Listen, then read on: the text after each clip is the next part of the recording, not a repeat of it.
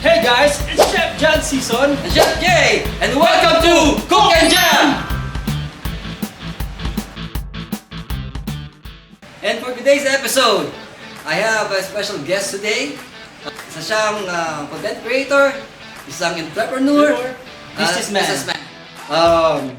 And now, here's Eret Misa! Magandang umaga po sa ating lahat. Kamusta kayo mga kuya? Ayos Oo na. naman, ayos na, ayos! Pogi pa din!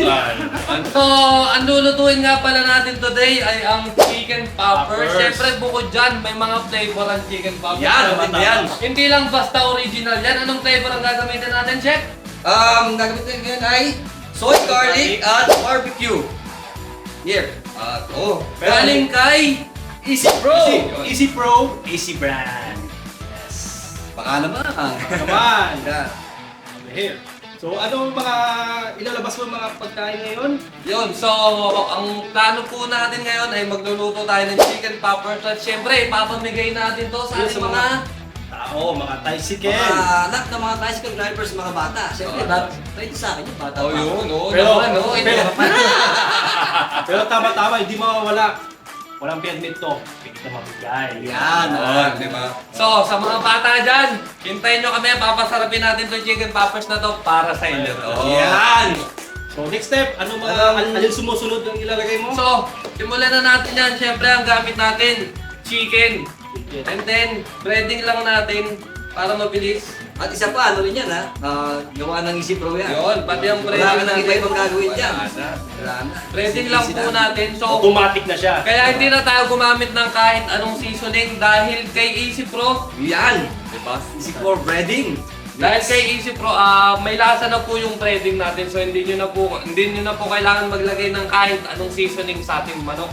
Okay na po yan. Isa pa, ano yan? Restaurant style na Ito, chicken. Yes. Pagkatapos po natin malagay sa ating dry, pwede na po natin yan ilagay sa wet. Ano mo siya? Chef, mainit na ba yung ating ano? Hindi na pa yung mamainit Oo, yan. ano yan. So ngayon, ano Preheat ba na yan. gagawin mo? Di ba kanina nilalagay mo ng tubig yan kanina, di ba? Yes. Hindi malapot. Oo. Okay, good. So, anong tawag sa method na ginagawa mo? Ang tawag po sa ating method ay ang ating dry and wet.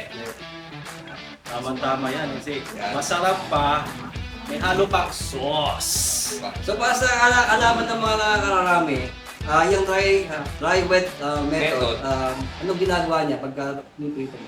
Siyempre, pag ang dry wet method ang gamit natin, kaya natin ginagawa ito para mas maging makapal yung gravy and Ayun, then tama. at the same time mas maging crispy.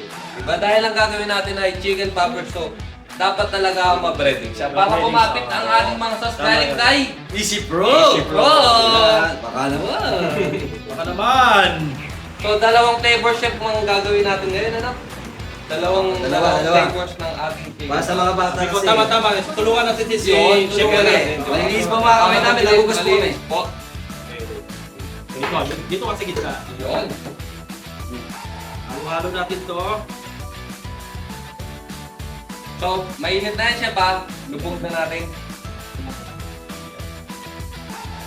Excited na ako sa lasa to Fried chicken na may coated sauce. Titikman natin kung talagang effective ba talaga ang ating Easy Pro ng mga sauces, di ba? Ngayon natin malalaman yan kung talagang masarap ba yung Easy Mga Pro. restaurant natin, Eh, kahit testing naka-deep fryer ka pa. Siyempre naman, di ba? Yan. Titikman na natin ngayon. Yan. Pero mas maganda kasi, ang importante pag deep fry ka, kailangan hindi siya masyadong crowded para Oo, hindi yun, bago yung oo, temperature. Para hindi rin siya magdikit-dikit at the same time maluto ng maayos. Bukod sa mga bilang content creator, saan ka nang gagaling? Ano ba yung mga food lang ginagawa mo? Bukod sa content creation, syempre meron tayong negosyo, ang Eretz Best, meron tayong Eretz? Eretz Best, meron tayong chili garlic, and then by next week, ilalabas na natin ang ating sweet and spicy bagoong. Ayun. So, sa mga nakakantay ng Sa ating mangang. sweet and spicy bagoong, malapit na po.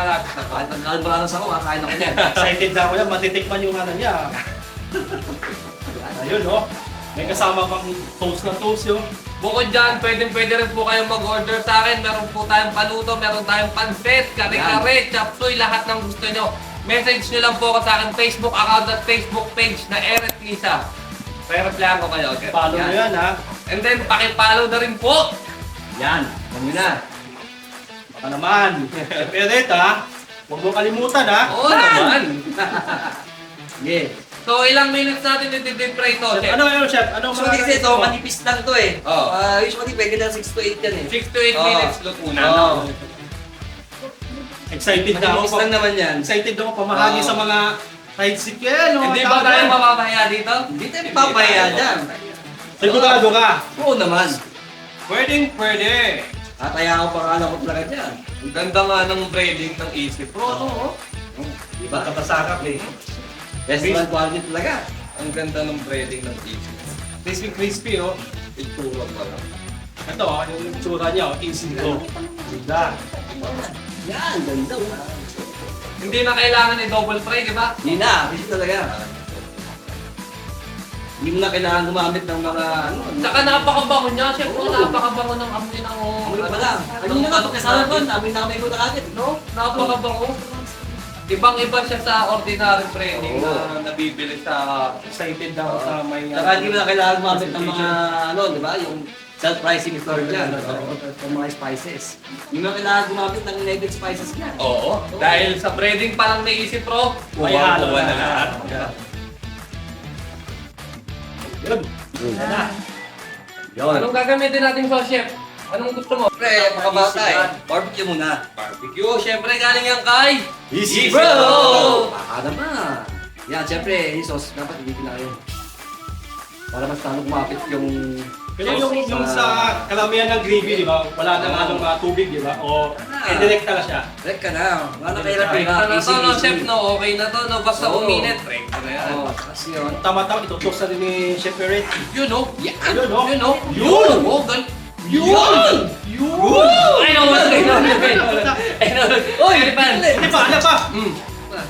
Buhay pa'y manok! Pwede pa, pwede pa. Sama na nga natin yung chef. Mas marami, mas Okay, masarap. tama-tama. Ano, ni Chef Sama Eret. na natin yan. Mapalaga pa Isa pa. 1, 2, 3, go! Uy! Yun, no? Isa pa. Uy! Yun, no? Isa pa. Uy! Okay. Diba? Ganun lang to. Napakabilis, napakasarap, masustansya. Siyempre, sauce natin galing kay Easy Bro! Excited! Siyempre, mga kuya, hindi na natin papatagalin to. Titikman na agad natin. Yan, no? Sige, try mo. Patikim natin yan. Patikim sa amin to. Yung luto ni Chef Ray. Ay, napapatikim ko nga. Ay, Ito. Paano lasa ni Chef Ray? Patikim ko ha. Baka naman. Balance na balance, di ba? Sige. Makakalimutan mo pangalan mo. Hindi joke. Parang iba eh. Parang ano? Ang sarap! Oo nga.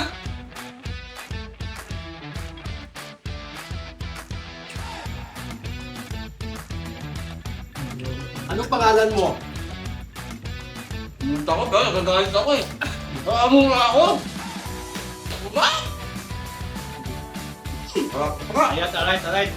Now, we're done with the chicken poppers na Chicken ginawa poppers. ni Eret Misa. May kasama pang presentation. Hindi mawawala yan ha. Yan. Yun, ganda, di ba? Napakasarap. So, sa mga nag-iisip ng ulam dyan, madali, masarap, masustansya, syempre, napaka-affordable na to. Chicken poppers, gamitan nyo lang ng sauces ni Easy Pro, di ba?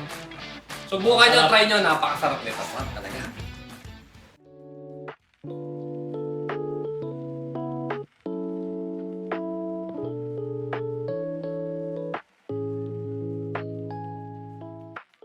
So ngayon, Eret, may mga gusto ka bang i-promote? So, yun, suportahan nyo po ang aking chili garlic na eret sa TikTok Ayun. shop at Orange. Yan. At syempre, ilalabas ko rin ang aking sweet and spicy bagoong. Bukod po dyan, pwede rin po kayo mag-order. Meron po tayong mga paluto meals kagaya ng pansit at iba pa, napakarami dyan. Yun! Pamalakasan yan ha. Oo. Okay. Abangan nyo po ang next episode! Marami pa kaming hatang mga dish para sa inyo. Syempre, dito lang yan sa Cook and Jam! Video Song! Rock and Roll!